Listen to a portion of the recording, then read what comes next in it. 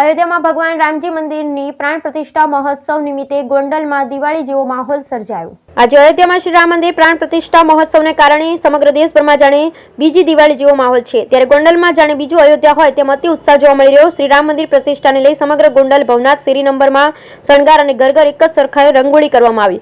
સમગ્ર દેશ સહિત વિશ્વના કેટલાક દેશો પણ અયોધ્યા ખાતે શ્રી રામ મંદિર પ્રાણ પ્રતિષ્ઠા નિમિત્તે ઉજવણી કરવામાં આવી, ત્યારે ગોંડલ ભવનાથ શેરી નંબર 6 પણ રામમય બની। ગોંડલમાં જાણે બીજી દિવાળી હોય તેમ ગોંડલના લોકો દ્વારા પ્રાણ પ્રતિષ્ઠાની ઉજવણી કરી ગોંડલ ભવનાથ શેરી નંબર 6 દરેક ઘેર ઘેર સરખી રંગોળી કરવામાં આવી, તેમજ ઘેર ઘેર આસોપાલવના તોરણ તેમજ ફૂલોથી ડેકોરેટ કરવામાં આવ્યા। ગોંડલની દરેક ગલીઓ, રોડ રસ્તાઓ રોશનીથી અને ધજા પતાકાથી શણગારવામાં આવ્યા। દરેક ઘર ઉપર ભગવા ધ્વજ લહેરાવવામાં આવ્યા, તેમજ સમસ્ત ગામ દ્વારા ભગવાન શ્રી રામની ભવ્ય શોભાયાત્રા યોજાઈ। શોભાયાત્રા સમગ્ર જય શ્રી રામ।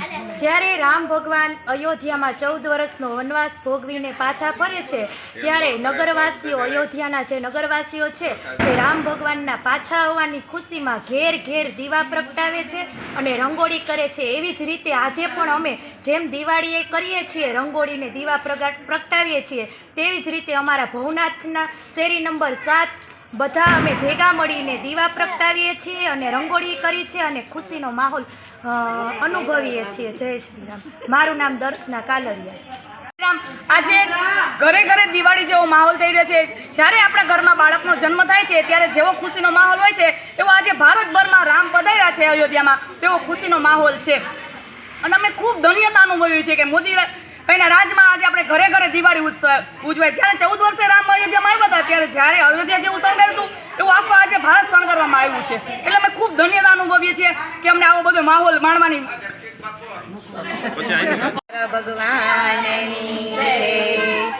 આજે જ્યારે આખા દેશમાં અયોધ્યામાં રામ પધારવાના છે ત્યારે બધાને એવો ઉત્સાહ ઉમંગ છે। આપણે વર્ષમાં એક જ વખત દિવાળી અને મનાવીએ છીએ, તો આ વર્ષે રામજીની કૃપાથી વર્ષમાં 2 વખત દિવાળી મનાવવાનો આપણને લાવો મળ્યો છે। તો અમારા ભવનાથ એક શેરી નંબર 7 અને 6ના લોકો એટલા ઉત્સાહથી હળીમળી અને આ ઉત્સવ મનાવી રહ્યા છીએ। તો હવે રામજીની કૃપાથી અમે એવું ઈચ્છીએ છીએ કે દર દિવાળીએ અમે બધા આવી જ રીતે સાથે બધા ભેગા મળી અને આવો જ ઉત્સવ અને દિવાળી મનાવીએ।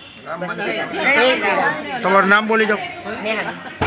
અને 6 અમે લોકો ખૂબ ઉત્સાહથી બધું શણગાર કરવામાં આવ્યો છે અને બધાને ખૂબ ઉત્સાહ છે। ઘરે ઘરે દિવાળી જેવો જ માહોલ ઊભો કર્યો છે અમે બધા, અને આખા ઇન્ડિયામાં બધે ઘરે ઘરે, અને ઇન્ડિયામાં નહીં ઓલ ઓવર ઇન્ડિયામાં રામનું નામ ગુંજી રહ્યું છે સર્વે જગ્યાએ, એટલે અમે ખૂબ ધન્યતા અનુભવીએ છીએ એમ।